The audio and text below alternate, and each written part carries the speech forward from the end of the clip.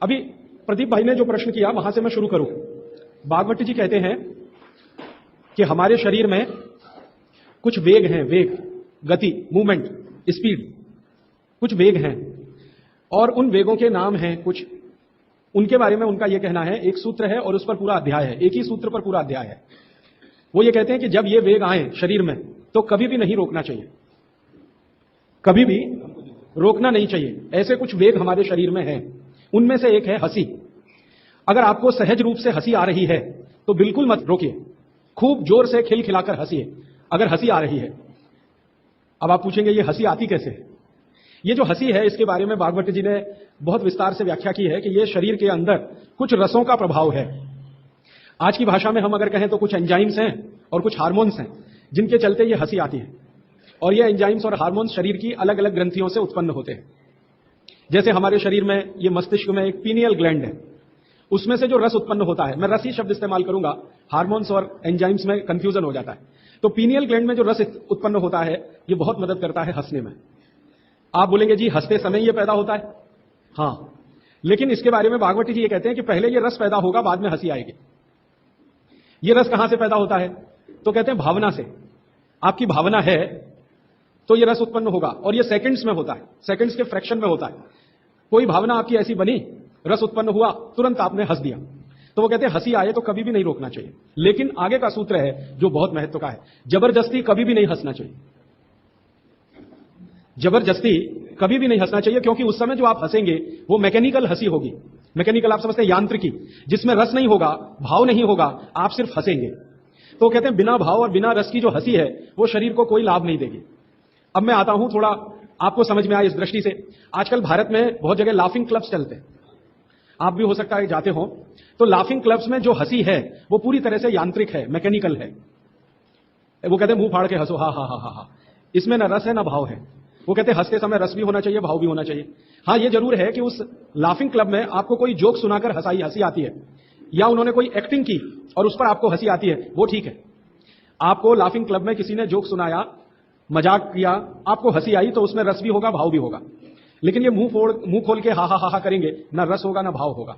तो इससे बचें, क्योंकि इससे तकलीफ आएगी। फिर बिना रस और बिना भाव की जब हंसी आप हंसेंगे तो पेट में दर्द होगा, और पेट में दर्द होगा तो वो कोई तकलीफ की स्थिति भी बना सकता है। जैसे कई बार आपने सुना है हमारी नस पे नस चढ़ गई, बिना भाव और बिना रस की हंसी में पेट की नस पे नस चढ़ सकती है, और वो चढ़ गई तो डॉक्टर उतार नहीं पाता उसको, फिर कहेगा जी ऑपरेशन करा लो, कॉम्प्लिकेट हो गई है। तो बिना रस और बिना भाव की हंसी कभी भी ना हंसें, लेकिन रस और भाव के साथ हंसी आ रही है तो बिल्कुल ना रोकें, जरूर हंसें। बात आपको स्पष्ट हुई? आपको स्वाभाविक रूप से कोई दृश्य देखकर, कोई बात सुनकर, किसी की क्रिया देखकर हंसी आ रही है तो रोकना मत, खूब हंसना उसको। और बिना भाव, बिना रस, बिना क्रिया के कोई हंसी करने की कोशिश कभी आप करना मत। वो कहते हैं कि सम में रहिए, मध्य मार्गी बनिए। हमेशा हर जगह वो कह रहे हैं मध्य मार्गी रहिए, ना इस एक्सट्रीम पे जाइए ना उस एक्सट्रीम पे जाइए। क्यों? तो वो कहते हैं कि भारत एक ऐसी भूमि है जो मध्य मार्गियों की ही है। भारत एक ऐसी भूमि है जो मध्य मार्गियों की ही है। आप ना इस एक्सट्रीम पे जा सकते हैं ना उधर। अगर इसको आज की भाषा में कहूं, ना ज्यादा लेफ्ट जाइए ना ज्यादा राइट जाइए, सेंटर में रहिए, बीच में रहिए। और कृष्ण भगवान गीता में बार बार यही कह रहे हैं, ना ज्यादा भोगी बनो ना ज्यादा त्यागी बनो, मध्य मार्गी रहो। तो भारत में कृष्ण ने कहा और बाघभट्ट ने कहा, या कभी श्री राम कहते हैं लक्ष्मण को, ये सब भारत के तासीर और मौसम के हिसाब से कहा है। आप जो है अगर यूरोप में है और अमेरिका में है तो आइदर लेफ्ट और आइदर राइट जाने के लिए छूट है, भारत में नहीं। तो इसलिए हंसी के मामले में, भोजन के मामले में, क्रियाओं के मामले में, किसी भी मामले में ना तो लेफ्ट जाइए बहुत, ना तो राइट जाइए, बीच में रहिए। तो हंसी के बारे में भी उनका यही है कि यांत्रिक हंसी माने एकदम एक्सट्रीम लेफ्ट कभी भी मत करिए, और हंसी को रोकिए भी मत, वो एक्सट्रीम राइट, बीच में रहिए। आई तो हंस लिए, ये तो हमेशा नियम के रूप में है, और यही नियम आगे भी है। वो कहते हैं हंसी को रोकिए मत, ये एक वेग है, कभी भी मत रोकिए। इसी तरह से दूसरा एक वेग है छींक, कभी मत रोकिए इसको, लेकिन जबरदस्ती छींकने की भी कोशिश मत करिए। छींक आए तो रोकिए मत, जबरदस्ती छींकने की कोशिश मत करिए। जबरदस्ती कोशिश अगर करेंगे तो उन्होंने एक सूची दिया है भागवत जी ने कि 13-14 रोग आएंगे आपको अगर जबरदस्ती छींक लेंगे तो। इसलिए छींक आ रही है, सहज रूप से छींकिए, रोकिए मत उसको। ये एक वेग है, इसको रोकेंगे तो 23-24 रोग होंगे। जबरदस्ती छींकने की कोशिश करेंगे तो 13-14 के आसपास रोग होंगे। उन रोगों की पूरी सूची है, आप पढ़ सकते हैं पुस्तक। इसी तरह से एक वेग है प्यास। प्यास एक बहुत बड़ा वेग है। भागवत जी कहते हैं कि जब प्यास लग रही है पानी जरूर पीजिए, रोकिए मत प्यास को। लेकिन पीने का तरीका है वो ध्यान रखिए, सिप सिप करके पीना है। बहुत तेज प्यास लगे तो भी सिप सिप करके ही पीजिए, जल्दी जल्दी पानी कभी भी पीने की कोशिश मत करिए। और वो कहते हैं कि ये जो जल्दी पानी पीने का तरीका है ना, इसमें से दो बीमारियां बहुत होंगी। एक जिसको आधुनिक भाषा में कहते हैं हर्निया, भागवत जी ने उसको कहा है आंत का उतरना, आज की भाषा में कहते हैं हर्निया। और दूसरा एक बीमारी है एपेंडिसाइटिस। पानी को जल्दी जल्दी जल्दी जल्दी पीने में ये दो बीमारियां सबसे ज्यादा है, हर्निया, एपेंडिसाइटिस। और अगर उम्र बढ़ गई है, आपको उम्र बढ़ गई माने 60 वर्ष के ऊपर, और आप पानी इसी तरह से जल्दी जल्दी पी रहे हैं, तो हाइड्रोसिल की बीमारी भी होगी, प्रोस्टेट की भी प्रॉब्लम आ सकती है। इसलिए पानी हमेशा पीने का नियम ध्यान रखिए, सिप सिप। लेकिन जब भी प्यास आए तो पानी पीजिए, प्यास को रोकिए मत।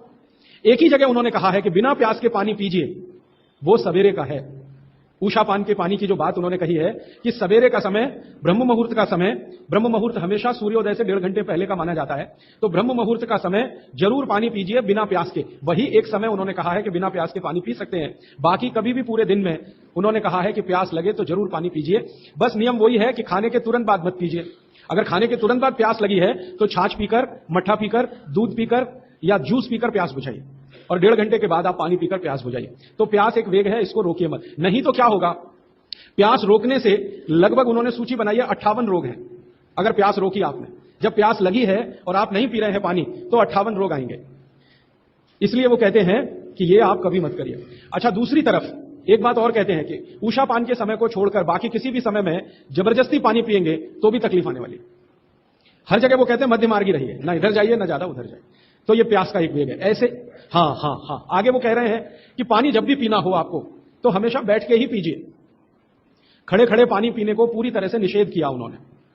हमेशा बैठ के पानी पीजिए। और बैठने के दो तरीके सबसे अच्छे हैं, उकड़ू बैठना, गाय का दूध निकालने वाले आसन में बैठना, नहीं तो ऐसे बैठना जैसे मैं बैठा हूं। कुर्सी पर बैठ के भी पानी पीने को मना किया। वो अर्ध बैठने की स्थिति होती है, आप पूरे नहीं बैठते हैं। हाँ, लेकिन कुर्सी पर बैठ के पानी पीना तो मैंने आपको बता दिया, ऐसे आलती फालती मार के कुर्सी पर बैठ जाइए फिर पीजिए। आगे का एक वो वेग को रोकने के लिए वो कहते हैं बहुत ही खतरनाक वेग है, जिसको आपने रोका तो बहुत तकलीफ आएगी। अब उसमें आप बहुत सारे तर्क और सवाल कर सकते हैं। भूख,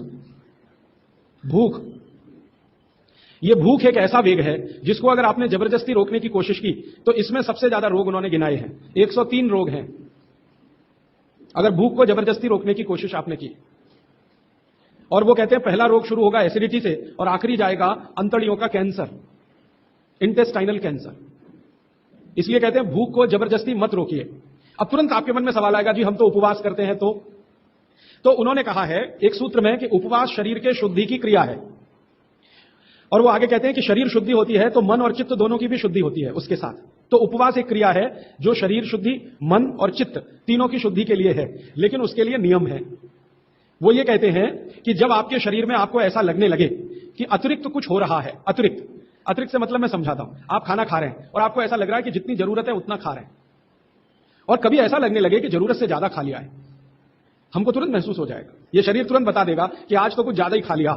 तो कहते हैं कि जब स्थिति ऐसी हो, वो किसी भी कारण से हो, आपको किसी चीज का स्वाद बहुत पसंद आ गया, या किसी ने बहुत आग्रहपूर्वक आपको खिला दिया, या आप कुछ इस स्थिति में थे, मूड आपका ऐसा था, ध्यान ही नहीं रहा, बातें करते करते या खाना खा रहे हैं ज्यादा चला गया, ऐसी किसी भी स्थिति में जब अतिरिक्त है तब आप उपवास के बारे में जरूर तय करिए, माने आप उपवास करिए। अब उन्होंने उपवास के नियम बताए, बहुत लंबा अध्याय है वो, उसमें से 2-3 महत्व के नियम बता देता हूं। पहला नियम यह है कि कभी भी उपवास अगर करना है तो सप्ताह में माने 7 दिन होते हैं, उसमें एक दिन का तो ठीक है, एक दिन का उपवास बहुत अच्छा है। 7 दिन अगर आपने लगातार सुबह दोपहर शाम 3 बार भोजन किया है तो कहते हैं एक दिन का उपवास बहुत अच्छा है, जरूर कर सकते हैं। लेकिन उस उपवास वाले दिन नियमित रूप से समय समय पर बीच बीच में पानी पीते रहिए। बिना पानी का उपवास अच्छा नहीं है, पानी पीते रहिए बीच बीच में। क्यों पीते रहे? वो कहते हैं कि आप भले उपवास करो, लेकिन शरीर के पेट में जो अम्ल बनने की क्रिया है वो तो रुकने वाली नहीं है, वो तो तभी रुकती है जब आप मर जाते हैं। ये तो सतत अम्ल को रिलीज करता ही रहता है, और पेट में जो अम्ल है वो ना हाइड्रोक्लोरिक एसिड है, खराब अम्लों में उसकी गिनती मानी जाती है। हाइड्रोक्लोरिक एसिड ही पेट में ज्यादा है, तो ये तो रिलीज होता ही रहेगा। अब ये रिलीज होता है खाने को पचाने में मदद करने के लिए, खाना आप खाएंगे नहीं, लेकिन इसका रिलीज होना रुकेगा नहीं, क्योंकि शरीर आपके कंट्रोल में नहीं है, वो प्रकृति और भगवान के कंट्रोल में है। तो वो कहते हैं कि थोड़ा पानी पीते रहे तो ये जो HCl है ये डाइल्यूट होकर पेशाब के रास्ते निकलता रहे तो हानि नहीं पहुंचाएगा। और अगर आपने पानी नहीं पिया उपवास में तो ये हाइड्रोक्लोरिक एसिड आपकी अंतड़ियों को जला डालेगा, आंतों को जला डालेगा, तब आप कोई गंभीर बीमारी के शिकार होंगे, और तब आप शायद परेशान हो जाएं और आपकी बीमारी ठीक भी ना होने पाए। क्योंकि भागवत जी कहते हैं कि शरीर के किसी भी अंग का कोई परमानेंट डैमेज हो गया तो उसका रिपेयरिंग नहीं होता। एक बार डैमेज हुआ परमानेंट तो रिपेयरिंग नहीं होता। तो फिर आपको क्या होगा, अल्सर होगा, पेप्टिक अल्सर होगा, घाव बन जाएगा हाथों में, और फिर वो इतनी खराब स्थिति में लेके जाएगा कि डॉक्टर कहेगा आंतें काट के निकालो। तो ये मत करिए। वो ये कहते हैं उपवास करना हो तो 7 दिन 3 समय का भोजन किया है, 7 दिन माने 6 दिन, तो 7वें दिन आप 1 दिन उपवास करिए, लेकिन थोड़ा थोड़ा पानी पी पी के उपवास करिए। मतलब ये है, दूसरे शब्दों में मैं कहूं, निर्जला उपवास मत करिए। अब हमारे यहां कई जगह मैंने देखा, दुर्गा माता का समय आएगा तो हम सब बहुत बार 7 दिन निर्जला उपवास करते हैं, 7 दिन लगातार। वो तकलीफ देगा आपको। आप करते हैं भक्ति भाव से, बहुत अच्छा है, लेकिन वो तकलीफ दे दे आपको शारीरिक रूप से, वो ठीक नहीं है। भागवत जी ने एक बहुत सुंदर सूत्र लिखा है। उन्होंने ये लिखा है कि जो शाकाहारी खाना खाने वाले लोग हैं, शाकाहारी, आप सब ज्यादातर उसी श्रेणी के हैं, इनके लिए उपवास अच्छा नहीं है ज्यादा लंबा। लेकिन जो मांसाहारी खाना खाते हैं उनको लंबे उपवास करने ही चाहिए। मांसाहारी खाना खाते हैं उनको लंबे उपवास करने ही चाहिए। जो शाकाहारी खाना खाते हैं उनको ज्यादा लंबे उपवास अच्छे नहीं है। अब ये उन्होंने लिख दिया, मैंने इसको फिर ऑब्जर्व करना शुरू किया। प्रकृति में 2 तरह के जानवर हैं, आप जानते हैं। कुछ हैं जो मांस ही खाएंगे, हिंसा करके ही अपना पेट भरेंगे, और कुछ हैं जो शाकाहारी हैं। गाय जैसे है, बकरी जैसे है, भैंस है, बैल है, चिड़िया है, ये सब शाकाहारी जीवों में गिनती होती है। लेकिन शेर है, चीता है, लगड़भग्गा है, लोमड़ी है, कुत्ता है, ये ऐसे जीव हैं जो मांस भी खाते हैं, और कुछ तो मांस ही खाते हैं। जैसे सांप है, बड़े से बड़ा सांप अजगर ले लो और छोटे से छोटा रसल्स वाइपर या करेत ले लो, ये मांस ही खाते हैं। मेढक को खाएंगे, छिपकली को खाएंगे, केंचुओं को खाएंगे, कुछ ना कुछ ऐसे जीवों को खाएंगे। लेकिन ये बड़े पक्के हैं नियम के। बाघ भट्ट का सारा कुछ इन्होंने ही सीखा है। हाँ, अजगर को मैंने बहुत ऑब्जर्व किया, वो एक बार खा लिया, वो कुछ भी खा लेगा। एक बड़ी से बड़ी बकरी को खा जाता है, हाँ इतना खा लेता है अजगर, बकरे को खा लेगा, लेकिन खा लिया तो 15 दिन उपवास ही करेगा। 15 दिन उपवास करेगा, 16वें दिन ही दोबारा खाएगा फिर।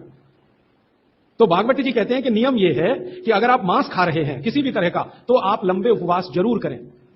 अब फिर कारण वही है, वो ये कहते हैं कि ये जो मांसाहारी लोग हैं, इनका भोजन जो है, ये शरीर के अंदर के जो हाइड्रोक्लोरिक एसिड को रिलीज करने वाली ग्रंथियां हैं, इनको मंद करता है। मांस का जो पाचन है, उसमें से जो कुछ भी आपके शरीर को मिलने वाला है, वो आपके शरीर में एसिड रिलीज करने वाली जो ग्रंथियां हैं, उनकी क्रिया को मंद करेगा, तो कम निकलेगा, तो वो लंबे उपवास कर सकते हैं। शाकाहारी लोगों के लिए उन्होंने कहा है लंबे उपवास ना करें, और कोई कारण से आप कर रहे हैं तो ये उनकी बात ध्यान में रखें, बीच बीच में पानी पीते रहें। अब आप बोलेंगे जी पानी कैसा पिएं, तो उस पानी के लिए 20-25 सूत्र लिखें।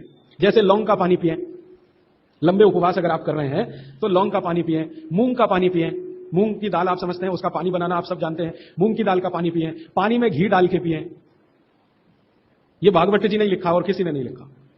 दूध में घी डाल के पिए, ये तो चरक ने भी कहा है, सुश्रुत ने भी कहा है, पाराशर ने कहा है, निघंटू ने कहा है, 20 लोगों ने। पानी में घी डाल के पिए, ये भागवत जी का ही है। वो कहते हैं लंबे उपवास कर रहे हैं तो पानी में घी डाल के, घी माने गाय का घी, भैंस के घी का कहीं भी उन्होंने जिक्र नहीं किया। एक ही जगह किया है, जो पहलवान है, कुश्ती लड़ रहे हैं, वो भैंस का घी खाएं, बाकी लोगों के लिए भैंस का घी नहीं है, गाय का घी। तो पानी में घी डाल के पिए, पक्का पानी पिए। पक्का पानी आप सब समझते हैं, उबाल के पानी बनाया हुआ। पक्का पानी बनाते समय आप जानते हैं थोड़ा चूना भी डाला जाता है, तो चूने का पानी पिए। ऐसे कर करके 23-24 सूत्र उन्होंने लिखे हैं, वो लंबे उपवास करने वालों के लिए है। माने आप में से जैन धर्म का पालन करने वाले लोग लंबे लंबे उपवास करते हैं तो उनके लिए है। लेकिन एक जगह भागवत जी कह रहे हैं कि उपवास करने का सबसे अच्छा तरीका एक है, अगर करना ही है तो आप लोग करते हैं, बियासना करते हैं, 1 दिन खाना 1 दिन उपवास। वो कहते, इसको क्या कहते हैं, 1 दिन खाना 1 दिन उपवास? वर्षित, यस, माफ करिएगा गलत शब्द बोल दिया। 1 दिन खाना 1 दिन उपवास, 1 दिन खाना 1 दिन उपवास, 1 दिन खाना 1 दिन उपवास, इसको भागवत जी सबसे अच्छा मानते हैं। लगातार 6 दिन खाना और 1 दिन उपवास, वो कहते हैं ठीक है, मजबूरी का काम है, आप कर लीजिए। लेकिन अगर आपको दिल से उपवास में उतरना ही है तो ये बेहतर है, 1 दिन खाना 1 दिन। तो वो कहते हैं कि थोड़े दिन में शरीर इसका आदी हो जाता है और फिर आपके शरीर में एसिड निकलने की क्रिया उसी के हिसाब से होती है। थोड़े दिन में, पहले कुछ दिन में तकलीफ आएगी, लेकिन थोड़े दिन में आदी हो जाएगा। और शायद इसलिए जैन दर्शन में या जैन समाज में वर्षी तप करने वालों का बहुत महत्व है, बड़ा सम्मान किया जाता है, बहुत गाजे बाजे के साथ उनको मंच पर बिठा के मालाएं डाल के। वो शायद इसलिए है कि वो बहुत वैज्ञानिक काम कुछ कर रहे हैं। तो वो भूख के बारे में कह रहे हैं कि भूख का वेग ज्यादा रोकना नहीं, अगर आप मेहनत और मजदूरी कर रहे हैं तब तो कभी मत रोकना। भागवत जी कहते हैं कि जो खेत में काम करने वाले मजदूर हैं या किसान हैं, उनके लिए उपवास नहीं है, उनके लिए उपवास नहीं है। जो सड़क पे गाड़ी खींच रहे हैं, ठेला खींच रहे हैं, उनके लिए उपवास नहीं है। उपवास उनके लिए है जिनको शरीर श्रम ज्यादा नहीं करना, उनके लिए। माने आपके लिए, मेरे लिए ज्यादा उपवास की बात है, मेहनत करने वालों को ज्यादा उपवास नहीं। उनको तो जब भूख लगे तभी खाना खाने के लिए बोला है। लेकिन वो कहते हैं कि खाने का समय तय कर ले तो भूख भी उसी के हिसाब से लगती है। सुबह का समय वो बोलते हैं सबसे अच्छा, दोपहर का उससे थोड़ा कम अच्छा, और शाम का सबसे कम अच्छा। माने सुबह का नाश्ता या भोजन जैसा हो, दोपहर का लंच जो है नाश्ते जैसा हो, और रात का खाना तो बिल्कुल या कम से कम, शाम का खाना कम से कम हो। वो मैं पहले दिन आपको दूसरे दिन बता चुका। और एक वेग के बारे में उन्होंने कहा है जिसको रोकने की कोशिश कभी ना करें, जम्हाई आना। जम्हाई समझते हैं? मुंह खोलकर आप जमाई ले। वो कहते हैं कि ये जो जमाई आने का समय है इसको कभी भी रोके नहीं, ये कभी भी आएगी। ये कब आती है? जब भी आपके, अब मैं आपका आधुनिक विज्ञान इसमें जोड़ रहा हूं, भागवत जी ने जो कहा वो आपको देर में समझ में आएगा, आधुनिक विज्ञान जल्दी समझ में आ जाएगा। ब्लड में ऑक्सीजन की मात्रा जब भी कम हो जाएगी जमाई जरूर आएगी, एक्स्ट्रा ऑक्सीजन लेने के लिए। मुंह खोलकर आप जो है जमाई लेंगे तो ये एक्स्ट्रा ऑक्सीजन जाने के लिए है। तो वो कहते हैं कि जमाई को कभी ना रोकें। ये जो हम कर लेते हैं ना शर्म आने के लिए, जबरदस्ती मुंह बंद करके जमाई लेने की कोशिश करते हैं, बहुत खतरनाक, कभी मत करिए। मुंह खोलिए पूरा, क्योंकि आपके शरीर का आपको आदेश आ रहा है, मुंह खोलिए, भरपूर हवा अंदर भरिए, तो ये अच्छा है। और बच्चों को भी वैसे ही सिखाइए, इसमें कोई शर्म करने की बात नहीं है, क्योंकि ये प्रकृति की क्रिया है, शरीर को दुरुस्त रखने के लिए है। जमाई जरूर लीजिए। और कई बार हम हाथ रख लेते हैं मुंह पे, ये बहुत ही खराब है, क्योंकि वायु को जाने से आप रोक रहे हैं। वो जमाई आ रही है ज्यादा ऑक्सीजन के लिए, शरीर में शुद्ध वायु ज्यादा जाए, इसके लिए जमाई आ रही है, और आपने मुंह पे हाथ रख लिया और फिर जमाई ले रहे हैं, ये बहुत खराब, कभी मत करिए। मुंह खोलकर जमाई लीजिए। हां, फिर एक बात वो ये कह रहे हैं, यहां पर जैन दर्शन की बात बहुत गहराई से समझ। एक जगह कहते हैं कि आपसे ज्यादा ज्ञानी और आपसे ज्यादा तपस्वी लोगों के नजदीक बैठे हैं तो दूर जाकर जमाई लीजिए। माने इसको मैं ऐसे समझाऊं, किसी महाराज साहब के पास बैठे हैं जो दोनों ही स्थिति में आपसे ज्यादा तपस्वी भी हैं और ज्ञानी भी हैं, तो उनके पास बैठ के जमाई कभी मत लीजिए। आप उठ जाइए, कहीं दूर कोने में चले जाइए, हैं? हां, लेकिन वेग बंद हो तो उसके लिए फिर दूसरा है, वो मजबूरी का है कि जेब से रूमाल निकालिए, कोशिश करिए, क्योंकि आपकी जमाई उनको तकलीफ करने वाली है। आप जब, ये तो आप जानते हैं प्रकृति का नियम है कि जितनी ऑक्सीजन लेंगे उतनी कार्बन डाइऑक्साइड तो निकलेगी, नहीं तो स्पेस बनेगा नहीं ऑक्सीजन के लिए। तो आपकी जो कचरा वायु है वो महाराज जी को क्यों दे रहे हैं? क्योंकि आपकी कार्बन डाइऑक्साइड महाराज जी की तुलना में बहुत कचरा है, क्योंकि सब तरह के कुकर्म आप करते हैं। तपस्या आपके जीवन में है नहीं ज्यादा, संयम आपके जीवन में है नहीं ज्यादा, और लोभ, लालच, मद, मोह, काम, क्रोध सब कुछ आप में भरा हुआ है, और उनका जीवन बिल्कुल इन सब कषायों से परे है। तो उनके सामने जो आप कार्बन डाइऑक्साइड निकालेंगे वो उनको तकलीफ कर दे। इसलिए वो कहते हैं कि अपने से ज्ञानी और तपस्वी लोगों के पास जब भी आप बैठे हो तो जमाई ना लें, दूर जाके लें। और कुछ मजबूरी हो जाए तो ये मैं जोड़ रहा हूं, भागवत जी ने नहीं कहा कि आप मुंह पे रूमाल तो कम से कम रख लें, हाथ रख के जमाई महाराज जी के सामने ही लें, ऐसा कहो। बाकी जीवन में लेने की आपको जरूरत है। अब एक और वेग है जिसको कभी ना रोके, नहीं तो बहुत तकलीफ आएगी, मूत्र का वेग। मूत्र वेग कभी भी रोकने की कोशिश ना करें। जब भी आपको ऐसा लग रहा है कि मूत्र आना ही चाहिए या शरीर सिग्नल दे रहा, तुरंत उस वेग को निकालिए। और मैं अब आपको आधुनिक विज्ञान कहता हूं, पहले भागवत जी की बात करें। वो कहते हैं कि ये मूत्र वेग को कभी भी रोकेंगे तो रक्त के सारे विकार आपके शरीर में आएंगे, रक्त के सारे विकार आपके शरीर में आएंगे। अब मैंने ये एक एक्सपेरिमेंट मेरे ऊपर कभी किया था कि मैं मूत्र का वेग रोकूं फिर देखूं क्या होता है। तो तुरंत मैंने महसूस किया कि शरीर पे दबाव बढ़ गया, प्रेशर बढ़ गया शरीर पर, शरीर के हर हिस्से पर प्रेशर बढ़ गया। फिर मैं तो मरीज का इलाज भी करता हूं, तो बहुत मरीज मेरे पास ऐसे आते हैं जिनको पेशाब नहीं आ रही है, तो सबसे ज्यादा तड़प उनकी जिंदगी में मैंने तभी देखी है जब उनकी पेशाब रुक जाती है, मूत्र रुक जाता है। तो कहते कुछ भी करो, ये रिलीज करो, क्योंकि ये रोकना ठीक नहीं है। इसलिए मूत्र के वेग को नहीं रोकें। इसमें हर तरह से दबाव शरीर पर पड़ेगा, सब तरह की ग्रंथियों पर दबाव बढ़ेगा, रक्त पर दबाव बढ़ेगा, हर तरह से दबाव बढ़ेगा। तो मूत्र को रोकने की कभी भी कोशिश ना करें, जब आए तब जाएं। अब आपके मन में एक प्रश्न आ सकता है कि जी बार बार मूत्र आए, तो हर 10 मिनट में आए, हर आधा घंटे में आए, और 1-2 बूंद आए फिर नहीं आए, 1-2, तो आप समझिए कि कोई बीमारी के शिकार हैं आप। अगर खुलकर पूरा मूत्र आ रहा है तो कोई चिंता की बात नहीं है, लेकिन रुक रुक के आ रहा है, 2-3 बूंद आया फिर रुक गया, फिर 2-3 बूंद आया, तो आप बीमारी के शिकार हैं। तो ऐसी स्थिति में आप किसी विशेषज्ञ की मदद लें। वो जो 15% वाला हिस्सा है ना, वो यही है। ऐसी स्थिति में किसी विशेषज्ञ की मदद लें और वो आपको मदद कर दे मूत्र को निकालने में, तो बहुत अच्छा है। दवा की मदद से, औषधि की मदद से ये बहुत आसान है, बहुत संभव है, बहुत आसान है, बहुत संभव है। अब थोड़ा आगे बढ़ें। इसी तरह से वो कहते हैं मल का वेग कभी ना रोकें। मूत्र है, मल का वेग कभी ना रोकें। अगर आपको ऐसा लग रहा है कि टॉयलेट जाने की इच्छा है तो जरूर जाइए, सोचिए ही मत उसके बारे में। आप बोलेंगे जी कोई परिस्थिति ऐसी है, मैं ऐसा मानता हूं कि अब ऐसी कोई परिस्थिति है नहीं। ट्रेन में सभी जगह टॉयलेट रूम्स हैं, हवाई जहाज में सभी जगह टॉयलेट रूम्स हैं, आपके घर में तो है ही, यहां जहां भी बैठे हैं वहां है, हो सकता है सड़क पर चलते समय तो सरकारों ने कई जगह बनाए हैं। माने कोशिश करिए कि वो रोके नहीं उस वेग को। आप अगर है ऐसी इच्छा तो जरूर जाइए, जरूर जाइए। फिर आप कहेंगे जी फिर वही मूत्र वाली स्थिति है, बार बार टॉयलेट आती है। तो भागवत जी ने कहा है कि एक दिन में 2 बार अगर आप शौच के लिए जा रहे हैं तो यह सामान्य है, नॉर्मल है, माने आपको कुछ तकलीफ नहीं है। अगर एक दिन में 2 बार आप जा रहे हैं, वो 2 बार हो सकती है आपके शरीर के हिसाब से, हो सकता है सुबह और शाम आप जाएं, कोई लोगों को सुबह और दोपहर भी हो सकती है, कोई लोगों को सुबह सुबह भी 2 बार हो सकता है ऐसी स्थिति। तो वो कहते हैं 2 बार तक तो सामान्य है। 3 बार जब आप करेंगे, 2 से 3, तो वो कहते हैं थोड़ा असामान्य है, और 3 के बाद तो जाना ही नहीं है। अगर जा रहे हैं तो कोई बीमारी है, फिर विशेषज्ञ की मदद लीजिए और उसको ठीक करें। तो मल के वेग को ना रोकें, मूत्र के वेग को ना रोकें, जमाई आ रही है तो ना रोकें, हंसी आ रही है तो ना रोकें, प्यास लग रही है तो कभी भी अपने को ना रोकें। इस तरह के उन्होंने कई वेग के बारे में कहा। ऐसे लगभग 14 वेग हैं। मैंने कुछ बता दिया, बाकी आप चाहें तो पढ़ लेना किताब में, क्योंकि समय कम है। हर बार मुझे यही लगता है कि क्या छोड़ूं क्या बताऊं। थोड़ा इससे आगे बढ़े तो आपके जीवन के बारे में वो ये कह रहे हैं कि ये एक वेग ऐसा है जिसके बारे में साधु संत और महंत, साधु संत महंत तपस्वी तेजस्वी, ये लोग ही हैं जो उस वेग को रोक सकते हैं, बाकी के लिए नहीं है। वो जो साधु हैं, संत हैं, महंत हैं, उनके लिए यह है कि वीर के वेग को रोकें। और गृहस्थी जीवन चलाने वालों के लिए है कि वो कभी भी ना रोकें। इस पर भागवत जी ने बहुत लंबी व्याख्या की है। साधु संत महंत महाराज साहब ब्रह्मचारी तेजस्वी तपस्वी, इस तरह के लोगों के लिए उन्होंने निर्देश किया है कि वो जरूर अपने वीर के वेग को रोकें, और अगर नहीं रोक पाते हैं तो उनकी साधुता, उनकी सन्यासी होने की बात वो कमजोर पड़ती है। और आप जैसे लोग जो गृहस्थी का जीवन जी रहे हैं, उनके लिए वीर के वेग को रोकना बहुत ही खतरनाक है। माने इसको उन्होंने काम वेग करके कहा है। काम वेग गृहस्थ लोगों को कभी रोकना नहीं चाहिए, और साधु संतों को हमेशा तपस्या करके उस पर कंट्रोल करने के लिए ही प्रयास करना चाहिए। तो साधु संतों का जो जीवन है वो पूरा जीवन शायद इसी में चला जाए तो भी वो कहते हैं कि निरर्थक नहीं है। अब क्यों उनको नहीं करना चाहिए, क्यों आपको करना चाहिए, ये विश्लेषण में जाऊंगा तो देर ज्यादा हो जाएगी। आपको संकेत रूप में मैं आपसे कह रहा हूं कि वीर का वेग, काम का वेग, वो कहते हैं सबसे खराब वेग है जो रोका तो आपके लिए। और साधु संत महंतों के लिए कहते हैं कि अगर उन्होंने नहीं रोका तो उनके लिए सबसे ज्यादा खराब। तो उनका प्रयास पूरे जीवन भर ऐसा होना चाहिए जो उसको रोक। अब उस प्रयास में ही उनकी दिनचर्या, उनकी ऋतुचर्या और उनकी आहारचर्या शामिल है। भागवत जी ने कई सूत्र लिखे हैं कि जो सन्यासी हैं, संत हैं, महात्मा हैं, उनकी दिनचर्या, ऋतुचर्या, आहारचर्या आपसे भिन्न है, होनी ही चाहिए। और आपकी दिनचर्या, ऋतुचर्या, आहारचर्या साधु संत और महात्माओं से भिन्न है, जो होनी ही चाहिए। दोनों जगह भिन्नता है, वो जान लेने के लिए आवश्यक है।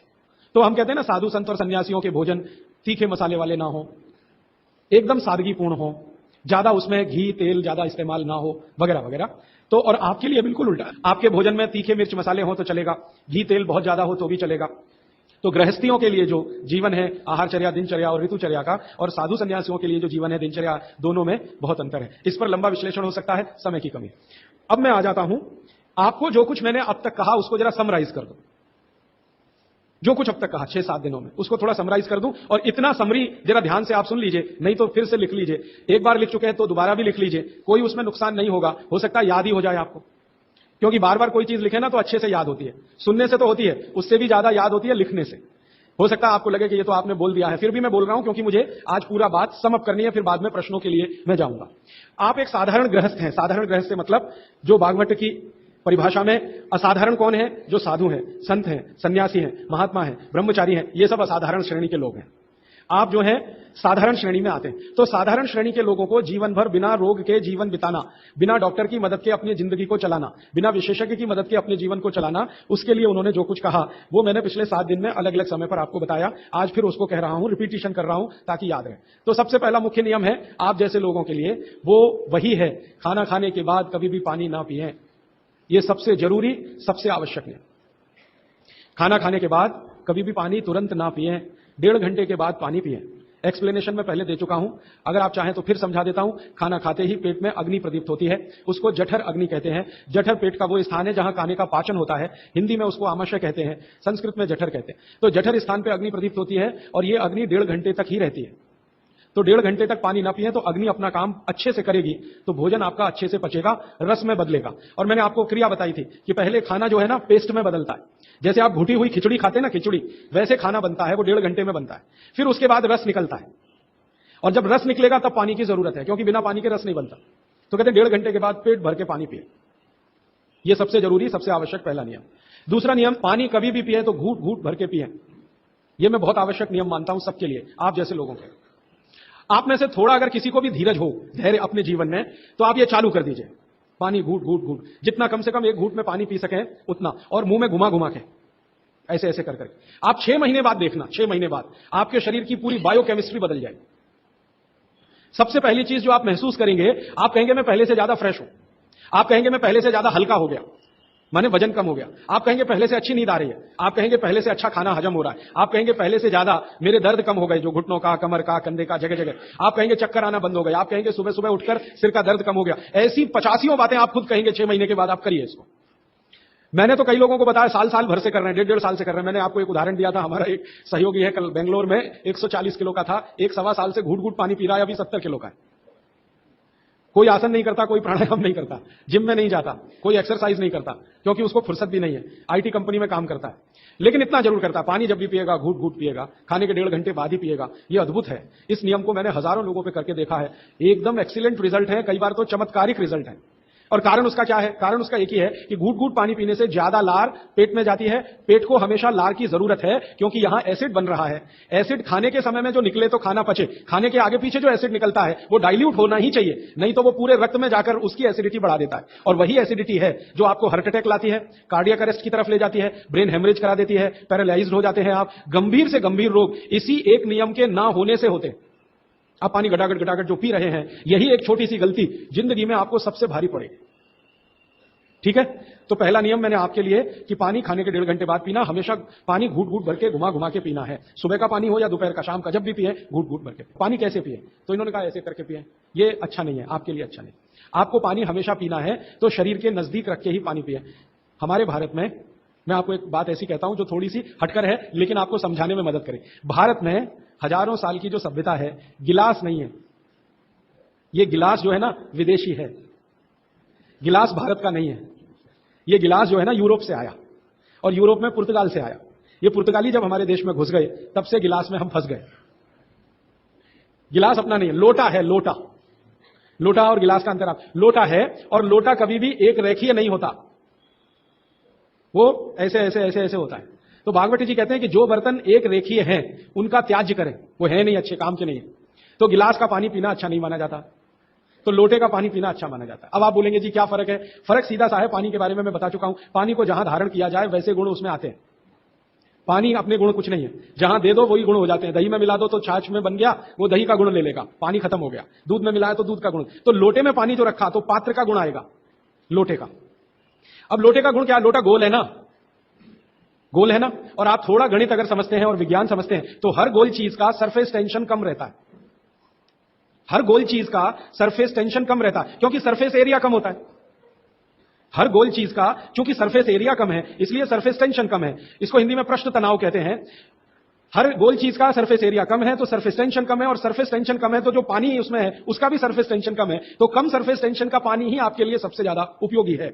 अगर सरफेस टेंशन बढ़ा हुआ पानी आप पिएंगे तो बहुत तकलीफ करने वाला है। सरफेस टेंशन बढ़ी हुई कोई भी चीज आप खाएंगे तो तकलीफ करने वाली है, क्योंकि उसमें शरीर को तकलीफ देने वाला एक्स्ट्रा प्रेशर आता है। तो गिलास का पानी और लोटे के पानी में जमीन आसमान का अंतर। इसी तरह से कुएं का पानी, कुआं गोल है ना, सबसे अच्छा। ये सारे साधु संत कुएं का ही पानी पीते हैं, आप जानते हैं। ना मिले तो बिहार कर जाते हैं, जहां कुआं मिलेगा वहां पिएंगे। देखा ना आपने साधु संत, वो कुएं का पानी उनके लिए सर्वश्रेष्ठ है, क्योंकि कुआं गोल है, कुएं की सरकमफरेंस कम है और सरफेस एरिया कम है, इसलिए सरफेस टेंशन कम है। और सरफेस टेंशन कम होने से क्या होता है? पानी का एक गुण बहुत लंबे समय तक जीवित रहे। पानी का सबसे बड़ा गुण है सफाई करना। अब आपके लिए वो गुण कैसे काम में आ रहा है वो जरा देखिए। आपकी बड़ी आंत है और छोटी आंत है, आप जानते हैं कि उसमें मेम्ब्रेन है, कचरा उसी में जाके फंसता है, तो इसको निकाल निकाल के बाहर लाना पड़ता है। ये तभी संभव है जब सरफेस टेंशन कम वाला पानी आप पी रहे हैं। तो अगर सरफेस टेंशन बढ़ा हुआ पानी है तो ये कचरा बाहर नहीं निकालेगा। मैं इसको एक दूसरे तरह से समझाता हूं, कॉम्प्लिकेशन है लेकिन सरल समझा रहा हूं। आप एक एक्सपेरिमेंट करिए, आज घर जाइए और दूध लेके चेहरे पर लगाइए थोड़ी देर, और 5 मिनट बाद रुई से पूछिए तो रुई काली हो गई है ना। कैसे? अंदर का कचरा और गंदगी बाहर आया। कैसे बाहर आया? वो दूध ने बाहर लाया। अब दूध कैसे बाहर लाता है? दूध का सरफेस टेंशन सभी वस्तुओं में सबसे कम है। तो जैसे दूध आपने अप्लाई किया, दूध ने इस त्वचा के सरफेस टेंशन को कम कर दिया, क्योंकि जो वस्तु का जो गुण है दूसरे पर लगाओ तो वैसा ही आएगा। तो यहां दूध ने सरफेस टेंशन कम किया तो त्वचा थोड़ी सी खुल गई, और त्वचा खुली तो अंदर का कचरा बाहर निकल गया। यही क्रिया पानी करता है पेट में। यही सेम, आपने पेट में पानी डाला, बड़ी आंत और छोटी आंत का सरफेस टेंशन इसने कम कर दिया, तो बड़ी आंत और छोटी आंत थोड़ी खुल गई, और खुली तो सारा कचरा उसमें से बाहर आ गया। और हाई सरफेस टेंशन का पानी पिए, ज्यादा सरफेस टेंशन का, तो आंतें सिकुड़ेंगी, क्योंकि तनाव बढ़ेगा। तनाव बढ़ते समय चीज सिकुड़ती है, तनाव कम होते समय चीज खुलती है।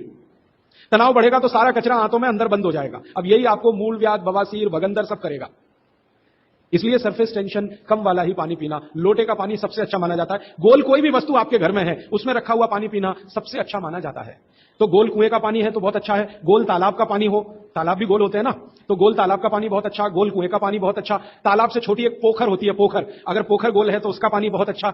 नदी के पानी की तुलना में हमेशा कुएं का पानी अच्छा। क्योंकि नदी में गोल कुछ भी नहीं है, वो लंबी है, तो वहां का पानी हमेशा हाई सरफेस टेंशन वाला है, और नदी से ज्यादा खराब समुद्र का, और सबसे अच्छा पानी लोटे का। लोटे जैसी कोई भी गोल चीज है तो अच्छा। अब आप इसको प्रकृति में भी महसूस करेंगे, बारिश का पानी गोल होकर ही नीचे आता है, माने बूंदें सब गोल हैं, क्योंकि उनका सरफेस टेंशन हमेशा कम है। तो ये विश्लेषण लंबा चला जाएगा, लेकिन मैंने यहां जो आपको याद दिला दिया वो ये कि पानी पी रहे हैं तो गिलास में ना, ज्यादा अच्छा है लोटे में पिए। तो लोटे वापस लाएं घर में, लोटे ही निकल गए, अब गिलास घुस गए, और लोटे निकले ना तो लाखों कारीगरों की जिंदगी खत्म हो गई जो लोटे बनाते थे। खत्म हो गए कि नहीं? कसेरे खत्म हो गए। गांव गांव में कसेरा शब्द समझते हैं? वो ठोक पीट के लोटा बनाने वाले आदमी को कसेरा कहते हैं।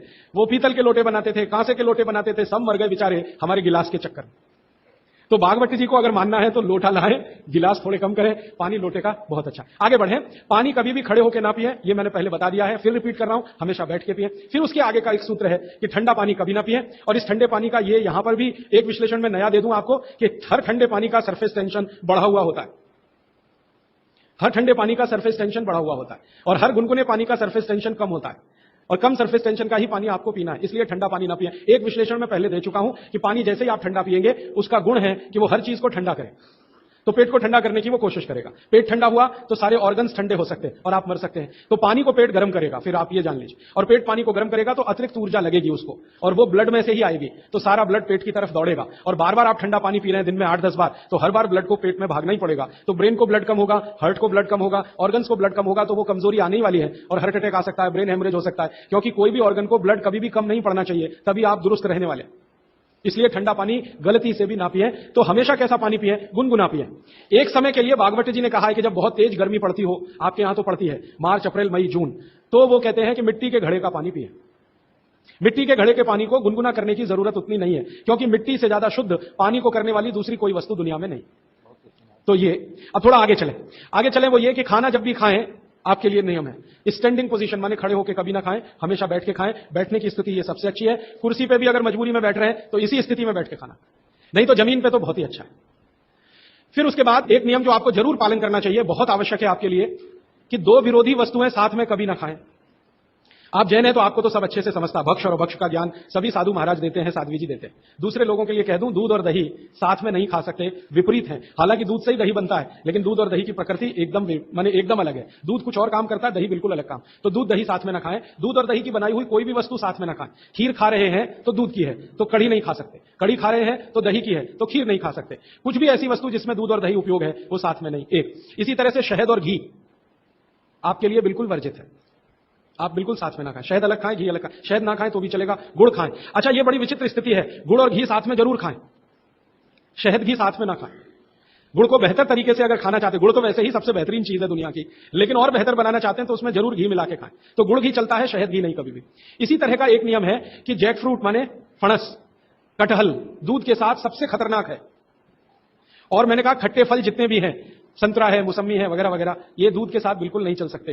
एक ही फल है, बागवती जी कह रहे हैं, जो खट्टा भी है और दूध के साथ जरूर खाएं, वो आंवला है। आंवला ये जरूर दूध के साथ खाएं। इसके आगे का एक नियम है, वो द्विदल वाला एक नियम तो बता ही दिया, द्विदल और दही ना खाएं। और मजबूरी है कोई खाने की तो दही को गर्म करें, माने बघारें, तासीर उसकी गर्म करें, फिर आप खाएं, नहीं तो नहीं खाएं तो अच्छा है। द्विदल खा रहे हैं तो 1-1.5 घंटे बाद दही खाएं। छाछ अगर खा रहे हैं द्विदल के साथ तो 1-8 घंटे के बाद पी लें। और अगर पीनी ही है तुरंत, प्यास नहीं रुक रही है, तो छाछ को बघारें, माने उसमें अजवाइन हो, थोड़ा जीरा हो, हींग हो, उसका छोंक लगाएं तो उसकी तासीर बदलती है, तो आप ले सकते हैं। और इसके आगे का एक नियम कि सुबह का खाना 9:30-10 बजे तक, क्योंकि उस समय जठर अग्नि सबसे ज्यादा तीव्र है, और शाम का खाना 5-6 बजे तक। ये मैंने आपके हिसाब से कैलकुलेशन किया। बागवती जी ने कहा इसमें जलवायु का, मौसम का ध्यान रखना है। तो आपके हिसाब से, माने आप चेन्नई में हैं तो 9-9:30-10 बजे तक भरपेट खाना खाएं, शाम को 5-6 बजे तक भरपेट खाएं। बीच में अगर आप कहते हैं जी भूख लगी तो कुछ फल खा लें, नहीं तो अच्छी चीज बागवती जी ने जो कही है, सुबह का खाना जो 9-10 बजे खाएं, शाम का 5-6 बजे, उनको बीच में भूख लग रही है तो कहते हैं चना और गुड़ खाएं, शेंगदाना और गुड़, माने मूंगफली और गुड़ खाएं, माने उस समय आप चिक्की खाएं, क्योंकि गुड़ और चना, गुड़ और मूंगफली उसमें है। दोपहर को अगर भूख लग रही है, चिक्की आप चाहें तो अच्छी भी खा सकते हैं, माने ज्यादा भी खा सकते हैं। बस एक ही तकलीफ ध्यान में रखें कि जब चिक्की और गुड़ ज्यादा हो जाए तो थोड़ी सोंठ चाट लें या थोड़ी सोंठ खा लें, तो उसका जो तासीर है वो तुरंत बदल जाता है। नहीं तो ज्यादा चिक्की खा ली तो नाक में से खून आ सकता है। तो नाक से खून ना आए, थोड़ी सोंठ या अदरक, सोंठ इस्तेमाल करते हैं तो सोंठ, नहीं तो अदरक, उसके साथ लें। फिर आगे बागवती जी कहते हैं कि आपके भोजन का आपके जो वातावरण से बहुत रिश्ता है। आप जिस वातावरण में रह रहे हैं उसका ध्यान हमेशा रखें। अब मान लीजिए आप मद्रास में रह रहे हैं, तो मद्रास के आसपास का जो वातावरण है ये गर्म है। गर्म वातावरण में गेहूं नहीं हो सकता, गेहूं को होने के लिए ठंड चाहिए। तो निश्चित रूप से चेन्नई के आसपास किसी खेत में गेहूं अच्छा होगा नहीं। कोशिश करेंगे तो तब अच्छा होगा जब ठंड बढ़ जाए, क्योंकि गेहूं ठंड की फसल है, गर्मी की नहीं। गर्मी की फसल जो है वो चावल है, धान है, चावल है। बाजरा बहुत गर्मी की फसल है, ये राजस्थान में रहने वाले सब लोग जानते हैं कितनी गर्मी है राजस्थान में, और वहीं बाजरा सबसे अच्छा होता है। कच्छ में, सौराष्ट्र में कितनी गर्मी है, बाजरा सबसे अच्छा वहीं होता है। तो गर्मी की जो फसलें हैं वो धान है, बाजरा है, और जौ है, जवारी है। जवारी आप समझते हैं, ज्वार, ज्वार। तो ये सब आपके लिए अच्छे हैं। यहां चेन्नई में आप रहते हैं ना, ज्वार की रोटी खाएं, बाजरे की रोटी खाएं, गेहूं की कम ना खाएं तो भी चलेगा, जो यहां हो रहा है वो ज्यादा खाएं।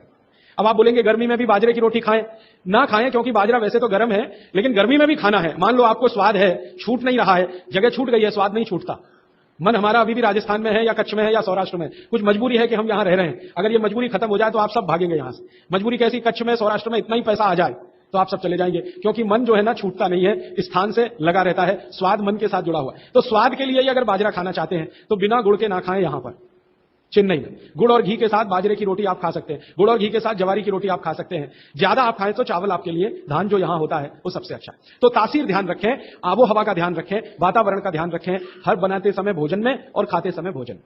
ये कुछ सूत्र हैं जो बहुत आवश्यक हैं आपके लिए, मैं मानता हूं, जो मैंने आपको पिछले एक 45 मिनट या 30 मिनट में जो रिपीट किए, जिनको मैं बहुत आवश्यक मानता हूं। और इसमें से एक सूत्र छूट गया जो बहुत आवश्यक, सुबह सुबह उठकर पहले पानी पिए। सुबह सुबह उठकर पहले पानी पिए। कारण मैं बता चुका हूं कि उठते ही आपके मुंह में जो लार बन रही है वो बहुत बहुत बहुत कीमती है, उसकी कीमत लगा नहीं सकते आप, वो एकदम अमूल्य चीज है, वो अंदर ही जाए तो अच्छा है। तो आप उठते ही पानी पीने का नियम बनाएं। कितना पानी पिए, मैंने बताया था 18 से कम उम्र के जो बच्चे हैं उनको लगभग 1.5 से 2 गिलास, 60 से ऊपर के जो बुजुर्ग हैं उनको भी 1.5 से 2 गिलास, और आप जिस उम्र में हैं 18 से 60 तो कम से कम 3 गिलास। पीने का तरीका वही है, सिप सिप सिप सिप करके पीना। और ये सुबह का पानी अकेला पानी है जो बिना प्यास के भी पीना। जी, ये मुख्य नियम मैं मानता हूं आपको जरूर धारण करने चाहिए।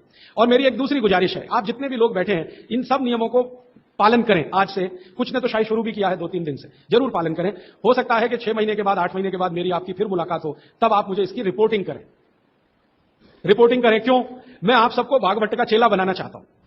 मैं ये चाहता हूं, मैं विनम्रतापूर्वक कह रहा हूं, मैं ये चाहता हूं कि जो ज्ञान मैंने 6 साल में लिया ये साल भर में आपके पास पूरा पहुंच जाए।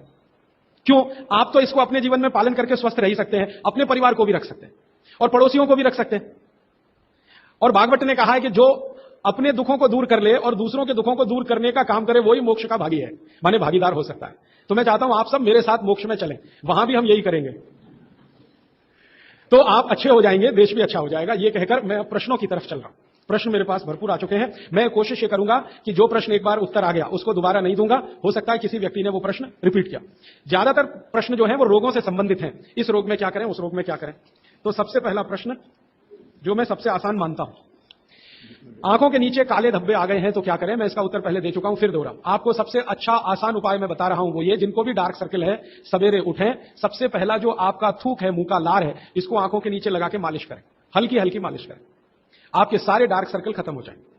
और ये जो सुबह का मुंह का लार है, इससे आप अपने त्वचा रोग भी ठीक कर सकते हैं।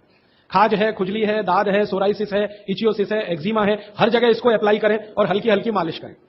कोई कहेगा कि बहुत ज्यादा शरीर में है तो इतना तो थूक बनता ही नहीं है और पूरे शरीर पे लगाना पड़े तो ऐसी स्थिति में आप मुझे व्यक्तिगत रूप से शाम को 4 बजे मिलें। मैं आपको एक ऐसी दवा बता दूंगा या लिखा दूंगा जो थूक भी बढ़ा देगी और आपकी शरीर की खाज, खुजली, दाग, धब्बे सब मिटा देगी। वो व्यक्तिगत है।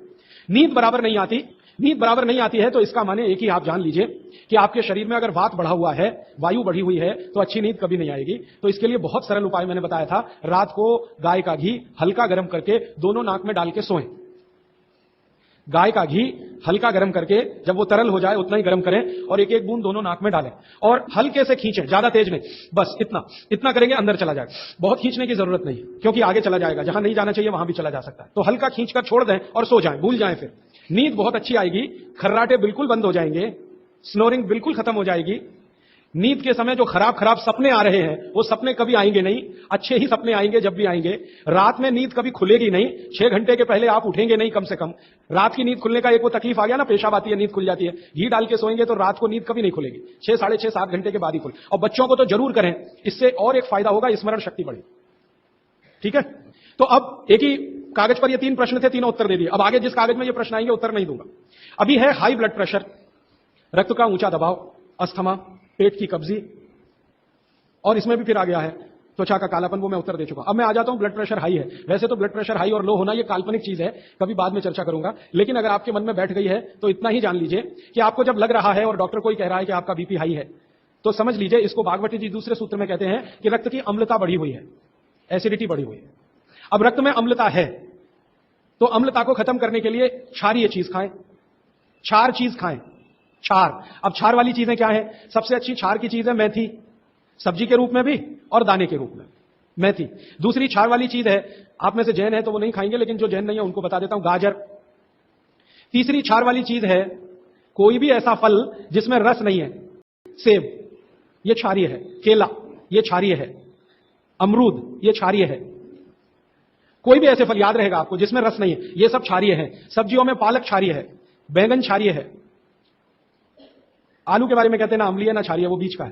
तो जो सब्जियां आपको क्षारीय हैं और जो मसाले माने औषधियां क्षारीय, इनका उपयोग करें तो अम्लता अपने आप कम होगी, तो ब्लड प्रेशर कम होगा, तो ट्राइग्लिसराइड कम होगा, मोटापा भी कम होगा, सब कुछ कम होगा आपका। तो हमेशा याद रखें। तो मेथी दाने का उपयोग मैंने बता दिया है, पानी में डाल के रात को छोड़ दें, सुबह उठकर दाना चबा के खाएं, पीछे से पानी पिए। गाजर का उपयोग बता दिया, कद्दूकस में घिसें, गाजर ले लें और वो कद्दूकस की गाजर को खा लें। और क्षारीय चीज, मेथी की सब्जी रोज खाएं, पालक की सब्जी रोज खाएं। हरे पत्ते की कोई भी सब्जी क्षारीय होती है, हरे पत्ते की कोई भी सब्जी क्षारीय होगी, और फल जिसमें रस नहीं है वो सब क्षारीय होंगे। बस याद इतना ही रखें। तो आप अगर उपयोग करेंगे तो हाई ब्लड प्रेशर तो जाएगा ही, उसके साथ ब्लड कोलेस्ट्रॉल कम रहेगा, ट्राइग्लिसराइड कम रहेगा, मोटापा कम होगा, पेट आपका कम होगा, और उसके अंत में हार्ट अटैक आएगा नहीं। ब्लॉकेज भी है तो निकल जाए। और एक क्षारीय चीज मैं भूल गया बताना, लौकी, दूधी। सब्जियों में सबसे ज्यादा क्षारीय कोई चीज है तो दूधी, माने लौकी ज्यादा खाएं, दूधी ज्यादा खाएं, और उसका रस भी पिए, कच्ची दूधी का तो और अच्छा है। जितने भी हाई बीपी के मरीज हैं उनके। अस्थमा, अस्थमा भी जो एक बीमारी है ना, वो वायु के प्रकोप की बीमारी है। तो अस्थमा ज्यादा है तो इसके लिए जो मैं बहुत बार बोल चुका हूं, फिर बोल रहा हूं, दालचीनी, ये क्षारीय है। दालचीनी का उपयोग करें शहद के साथ, शहद क्षारीय है तो दालचीनी, शहद। शहद नहीं ले सकते तो गुड़। ये जो नारियल होता है ना, नारियल, मैंने आपको थोड़ी देर पहले एक बात कही है और मुझे याद आ गई, तो मैंने आपसे कहा जो भी फल में रस नहीं है वो क्षारीय है, और जो भी फल में रस है वो अम्लीय है। लेकिन ये नारियल अद्भुत फल है जो क्षारीय है रस होते हुए भी, तो ये क्षारीय है। अब ये क्यों है, ये बात का विषय। तो आप अगर अस्थमा से शिकार हैं, दमा के शिकार हैं, तो नियमित रूप से नारियल खाइए, हरा नारियल खाइए, कच्चा नारियल जिसको कहा जाता है, चबा चबा के खाइए। कितना खाएं जी?